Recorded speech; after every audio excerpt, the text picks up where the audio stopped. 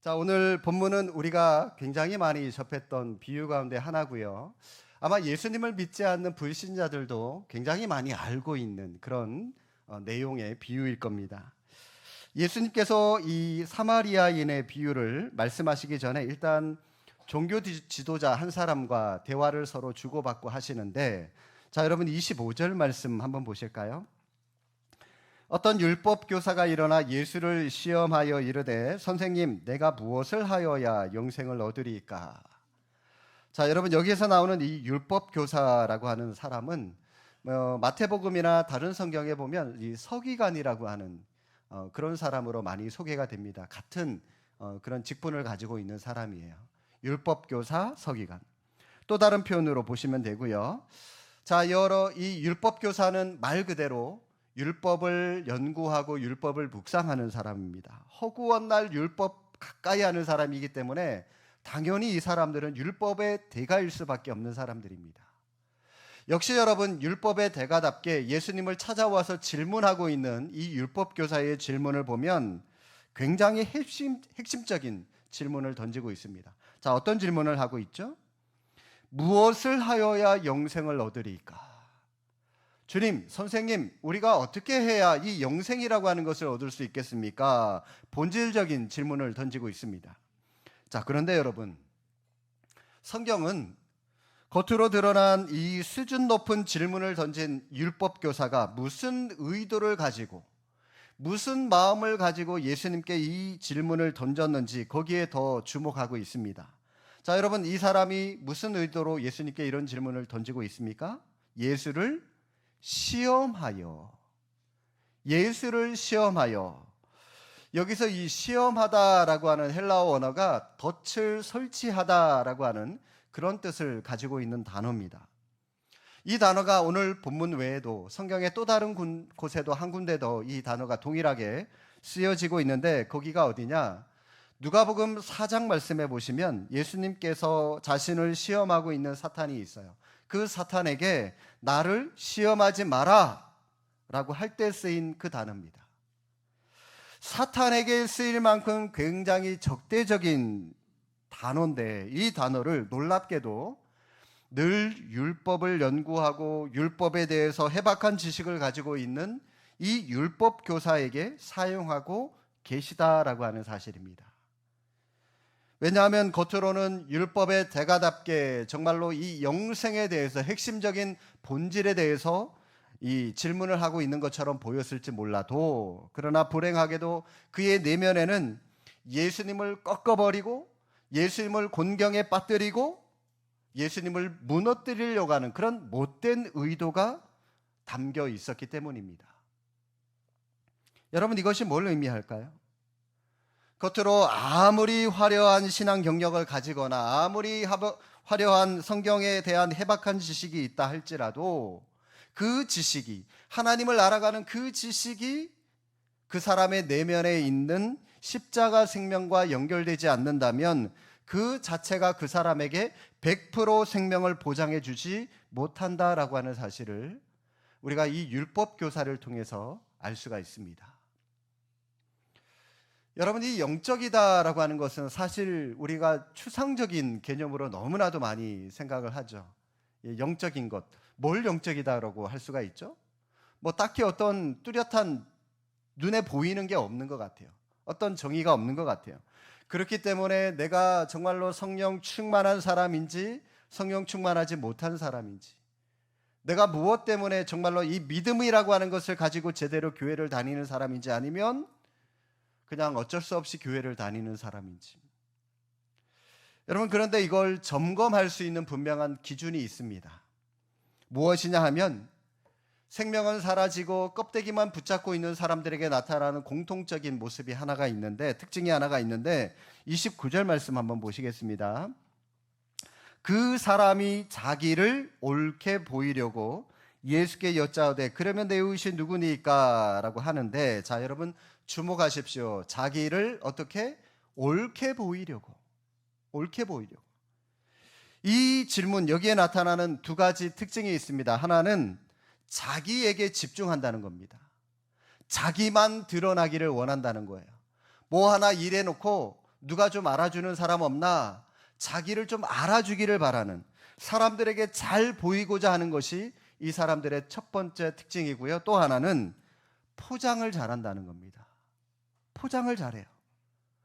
사실 여러분, 이 사람이 이런 질문을 한 이유가 뭡니까? 영생이 무엇입니까? 누가 내 이웃입니까? 라고 하는 이 질문을 던진 이유가 뭡니까? 예수님께서 이 질문에 대한 그 핵심적인 답을 예수님께 듣고 나서 그대로 살아가려고, 정말로 영생 얻는 삶을 살아가려고, 정말로 이웃을 도와주는 삶을 살아가려고, 그러려고 이런 질문을 던진 건가요? 아닙니다. 이런 질문을 해야, 그래야 사람들이 자기를 우러러 봐주니까, 사람들이 자기를 똑똑한 사람으로 인정해 주니까, 사람들에게 자기를 옳게 보이려고. 그런데 여러분, 다른 사람들은 나를 몰라도 나는 나를 알지 않습니까? 나는 나를 알잖아요. 내가 어떤 사람인지. 여러분 자신이 지난 한 주 동안 어떻게 살아왔는지 한번 뒤돌아 보십시오. 내가 얼마나 하나님의 말씀을 붙들고 살아가려고 애쓰고 노력을 했는지, 아니면 내가 하는 일을 통해서 얼마나 사람들에게 인정받고 싶어 하는지, 내가 얼마나 똑똑한 사람인지, 저 사람이 알아주기를 바라는지, 그걸 증명하기 위해서 살아왔는지, 여러분은 여러분 자신이 뭘 추구하면서 살아왔는지 아시잖아요.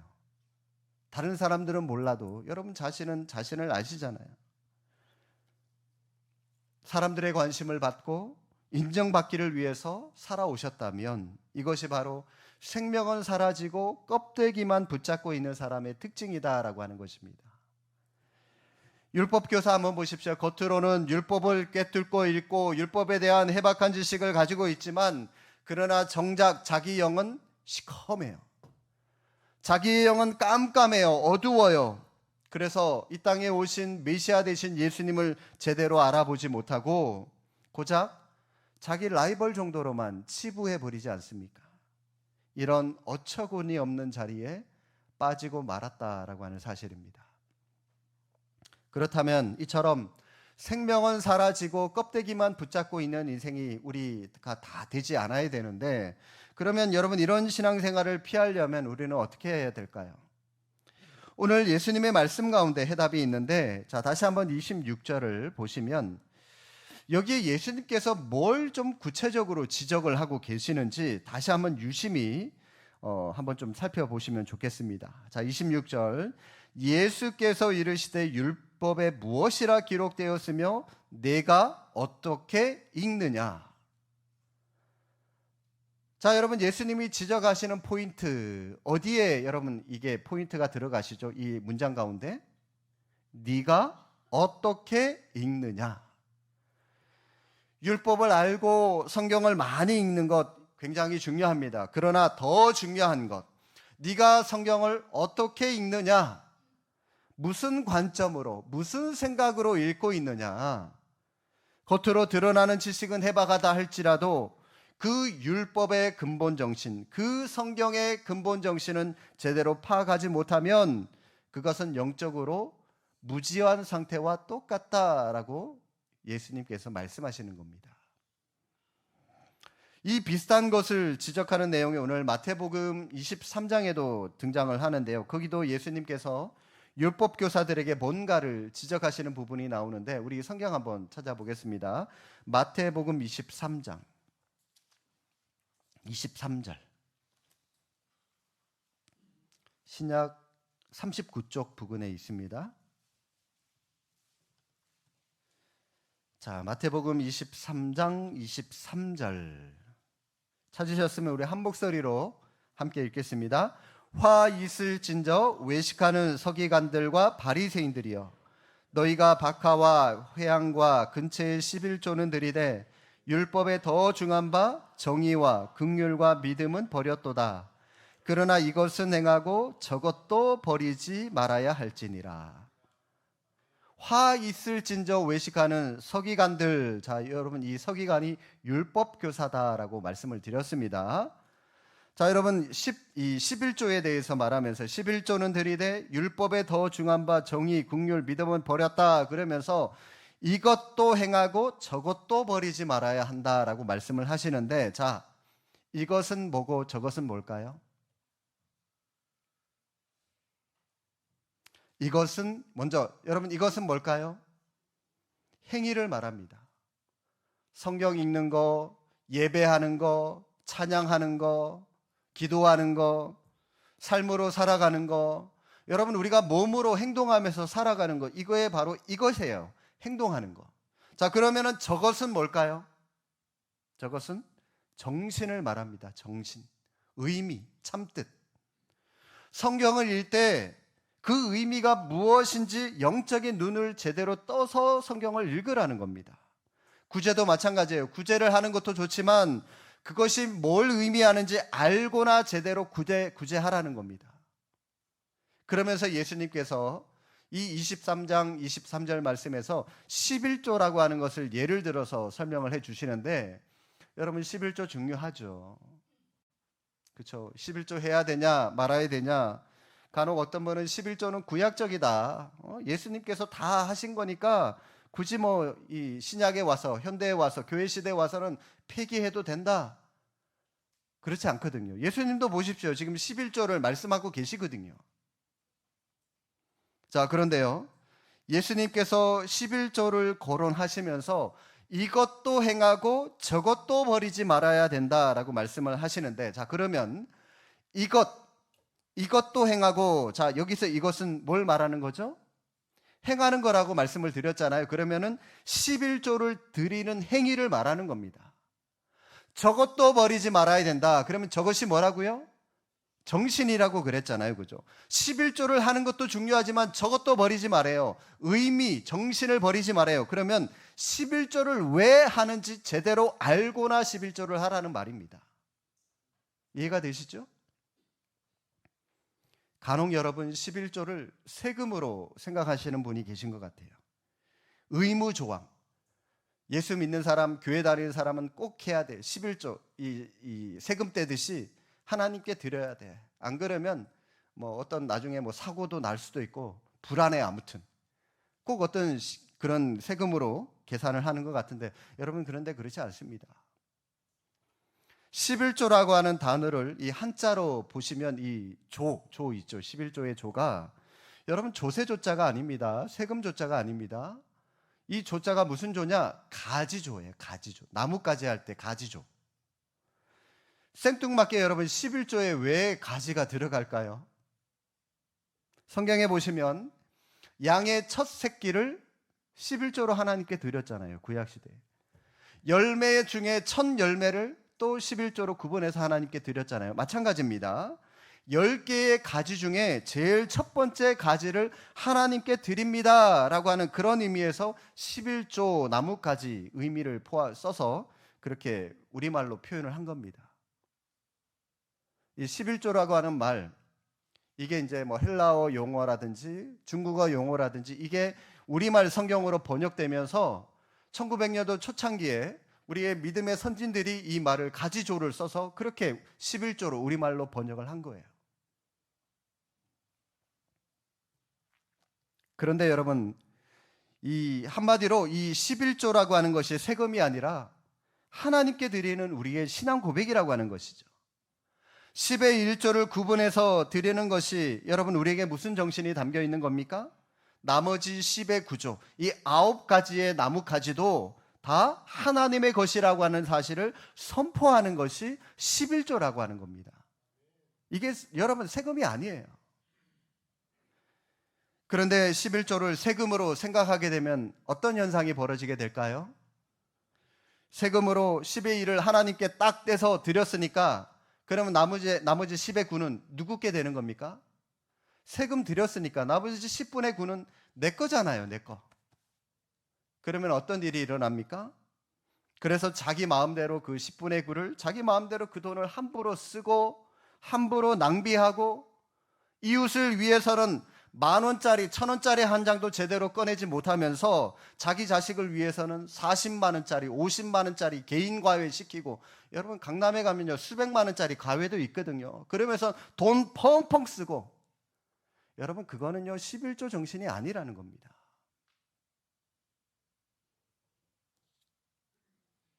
그래서 여러분이 11조를 드릴 때마다, 드리는 것도 물론 중요하지만 드릴 때마다 항상 이런 고백으로 하나님 앞에 11조를 드리시기 바랍니다. 하나님, 10의 1조 가지조자입니다. 10개의 가지들 중에서 가장 먼저 된 10의 1조를 구분해서 하나님께 드립니다. 나머지 10의 구조도 하나님의 것인 줄로 믿습니다. 이 나머지 10의 구조도 허튼 데 쓰지 않겠습니다. 죄 짓는 데 쓰지 않겠습니다. 함부로 낭비하지 않겠습니다. 하나님의 영광을 위해서, 이웃을 위해서 가치 있고 의미 있는 곳에 쓰겠습니다. 여러분, 이런 고백으로 하나님께 11조를 드리시기 바랍니다. 이게 11조 정신입니다. 그런데 여러분, 이 마태복음 23장에서 예수님께서 이 외 율법 교사들, 이 서기관들을 지금 책망하고 계실까요? 화 있을진저라고 말씀을 하시잖아요. 11조 드렸는데, 그런데 왜 화 있을진저라고 말씀하셨죠? 그들은 자신들의 종교 기득권을 유지하기 위해서 예수님께서 말씀하신 저것은 버렸거든요. 저것이 뭐라고요? 정신. 11조의 정신은 버렸어요. 그냥 무조건 이것만 하래요. 11조만 드리래요. 헌금만 하래요. 그래야 안 망한대요. 그것만 가르쳤어요. 그러니 예수님께 책망받을 수밖에 없었던 겁니다. 사실 여러분, 오늘날 한국교회가 세상 사람들에게, 교회 안에조차, 성도들에게조차도 손가락질 받는 이유가 바로 이 돈 때문이잖아요. 헌금 때문에. 그렇지 않습니까? 헌금해야 복받아, 11조 해야 사업 잘 돼, 불안하지 않아, 늘상 엉뚱한 소리 가지고 이 헌금하라는 것만 강요만 했지, 여러분, 그 정신을 제대로 알려주지도 않고, 또 헌금한 돈이 어떻게 쓰였는지 투명하지 않은 교회가 굉장히 많더라고요. 이 돈 때문에 목사 쫓겨가고 뭐 교회가 분란이 일어나고 그런 교회들이요, 수두룩해요. 수두룩해요.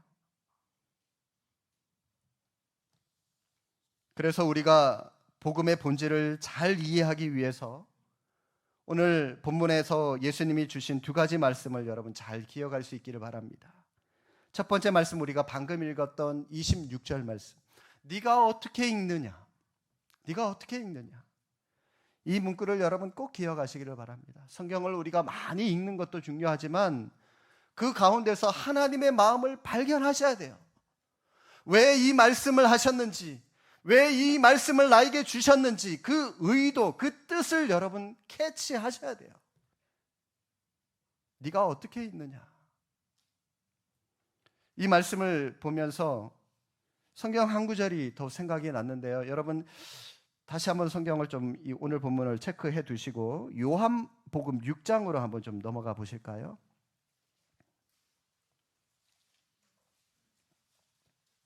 요한복음 6장 63절입니다.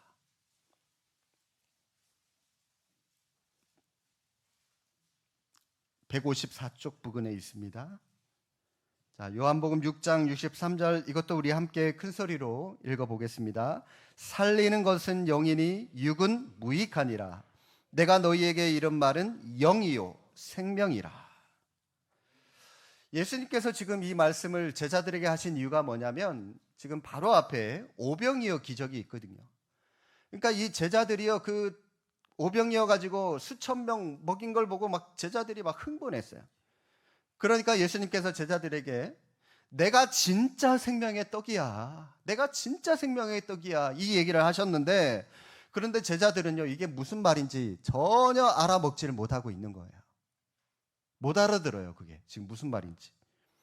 주님이 내가 생명의 떡이라고 하신 말씀은 장차 있을 십자가 사건을 통해서 그들에게 영적인 생명을 주실 것이다 라고 하는 것을 상징적으로 혹은 영적인 의미로 예수님이 말씀을 하신 것인데, 제자들이 그걸 못 알아들어요.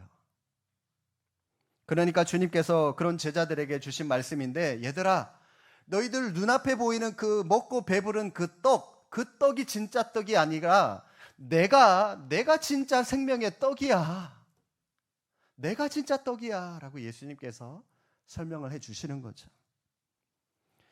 그런데 여러분, 주님의 이 말씀이 지난 한 주간 제 마음에서 계속 맴돌고 또 맴돌았어요. 왜냐하면 저는 담임 목사로서 예수님의 이 말씀이 제 마음 가운데 확 꽂혔거든요.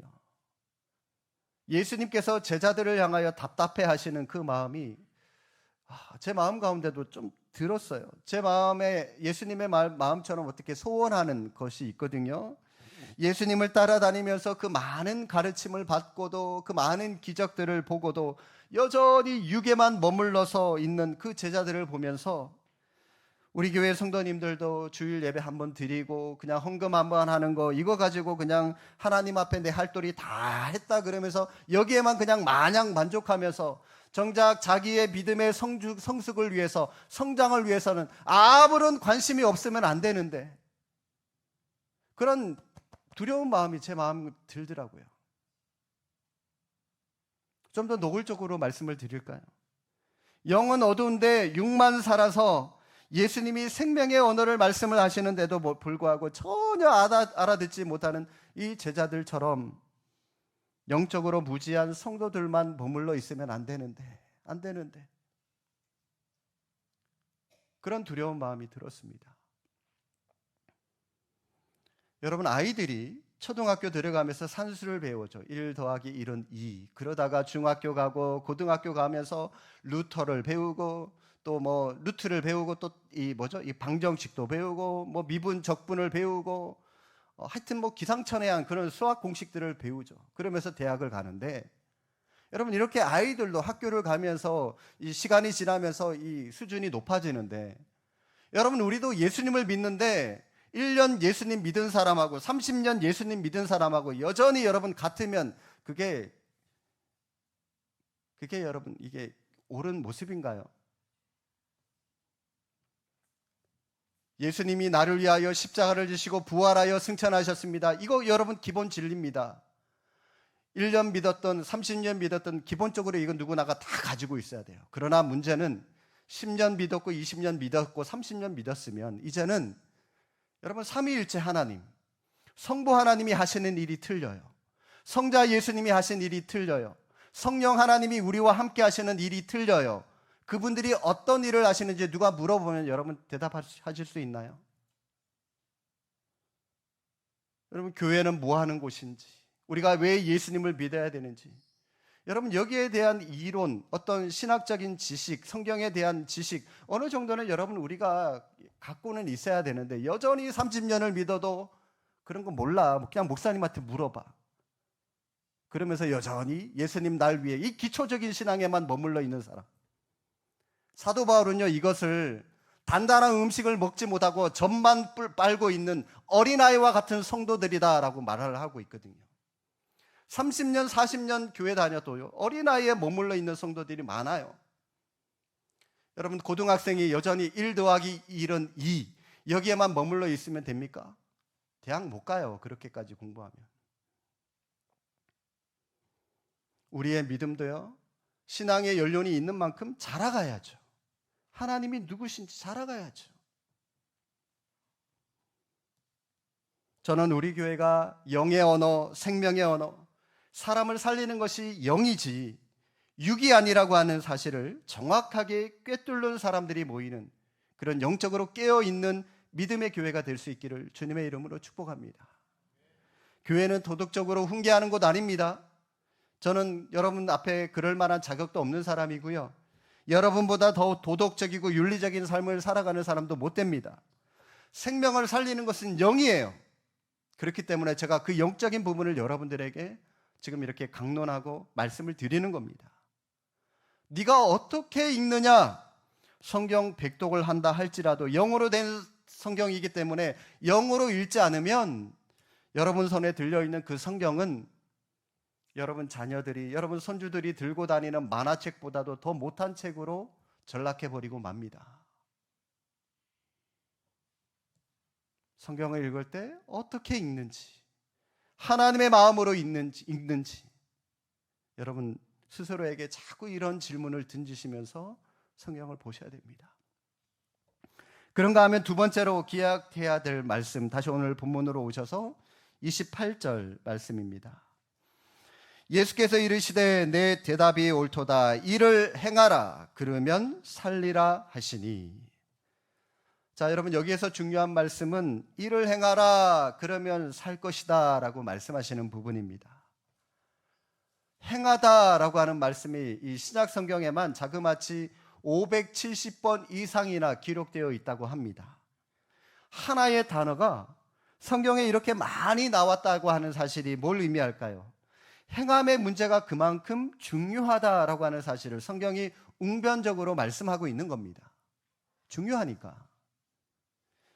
요한계시록 1장 3절에 이런 말씀이 있죠. 이 예언의 말씀을 읽는 자와 듣는 자와 그 가운데 기록된 것을 뭐하는 자? 지키는 자는 복이 있다라고 말씀하십니다. 지키는 자. 말씀을 읽는 거, 듣는 거 중요합니다. 이것도 해야 돼요. 예수님께서 말씀하신 것처럼 이거 행동도 하셔야 돼요. 그러나 읽고 듣는 자가 복의 완성으로 나가기 위해서는 그 말씀을 어떻게 지키는, 행동하는 그 모습까지도 나가야 된다라고 말씀을 하시는 겁니다. 왜 예수님은 우리에게 이것을 행하라, 그리하면 살리라 이런 말씀을 왜 하셨을까요? 오늘 본문의 비유를 보시면 네 부류의 사람이 등장하죠. 자, 먼저 강도 만난 사람이 나오고요. 두 번째, 강도가 나오죠. 세 번째, 대제사장과 또 레위인이 한꺼번에 묶어서 나오고요. 또 마지막으로 이 강도 만난 사람을 도와준 사마리아 사람이 나옵니다. 자, 네 부류의 사람이 나오는데 이 인물들을 묵상하면서 제가 깨달은 것은 이 네 사람의 모습이 제 안에도 다 있고 여러분 안에도 다 있다는 겁니다. 유별나게 한 사람만 특출나게 여러분 안에 있는 거 아니에요. 이 네 사람들이 모습이 골고루 섞여서 우리 안에 다 있어요. 때로는 우리가 강도가 되어서 누군가를 다치게 하고 누군가에게 상처를 줄 때도 있고요. 그러면서 동시에 누군가로부터 반대로 내가 상처를 받고 내가 아픔을 당할 수도 있어요. 그리고 때로는 강도 만난 어떤 연약한 이웃을 찾아가서 우리가 도와줍니다. 그렇죠? 우리가 그 사람을 도와주고 필요한 것 채워주고 그러면서 또 어떤 사람에게는 굉장히 냉정하게 우리는 외면할 때도 있습니다. 자, 그러면 이 네 종류의 모습이 누군가에게나 우리에게나 다 각자에게 다 존재하는데 여러분에게는 이 네 부류의 사람들의 모습 가운데 어떤 모습이 더 많이 여러분 내면 안에 더 많이 나타나고 계신가요? 지난주에 나눴던 양과 염소의 비유 기억이 좀 나실지 모르겠습니다. 우리는 주님의 마음으로 우리 주변의 지극히 작은 자들을 섬겨야만 마지막 심판 때에 주님의 오른편에 설 수 있는 양과 같은 그런 의인이 될 수 있습니다. 그래서 우리는 할 수만 있으면 내 주변에 누군가를 돌봐주고 베풀면서 살아야 된다라고 제가 말씀을 드렸습니다. 그런데 우리가 허구한 날 돌봐주고 구제만 하고 베풀고만 우리가 살아갈 수가 있던가요? 나도 아프고 나도 힘든데 여러분 그럴 때는 어떻게 해야 됩니까? 그럴 때는 누가 나를 도와줘야 됩니까?